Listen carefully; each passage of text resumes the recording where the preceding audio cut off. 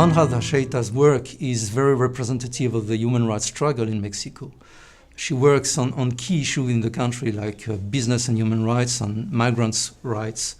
And these are issues requiring qualities like boldness, courage, determination, as well as sharpness of mind and creativity. And she has all these qualities. The thing that really grabs you about Alejandra's work is the breadth of it. She's working geographically, northern Mexico, southern Mexico, central Mexico, and she's also taken on a variety of issues. People who work in mines, migrant workers, indigenous communities.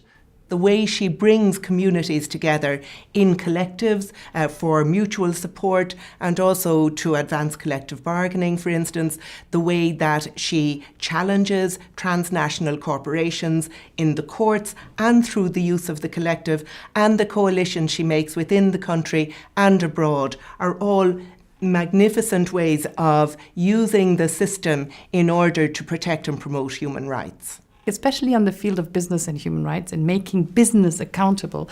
She has played a very, very big role. She's been fighting for the rights of various groups affected by these corporations, and I think that leads to a lot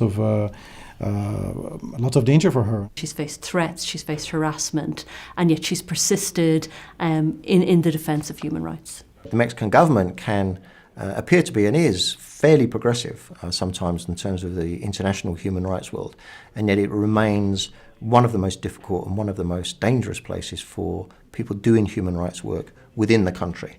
Not only are they up against the government, they're also up against a very sophisticated and advanced crime scene there. You could say that anyone who works on issues such as extractive mining or migrant rights or refugee rights or women's rights are all very much at risk. And women human rights defenders are doubly at risk because of who they are and what they do.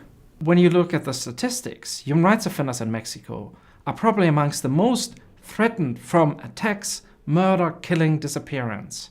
And I think this prize also shows that there is a democratic country that has massive problems on the protection of human rights offenders. And more often than not, the international community considers once you're democratic, you're not interesting anymore.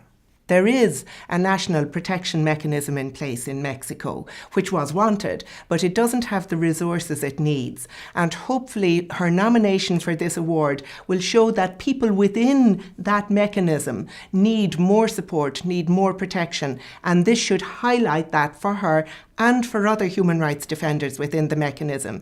I would also hope that it would give courage and strength to women human rights defenders right across Mexico, across the world even, and to those who fight on corporation-related human rights violations right around the world.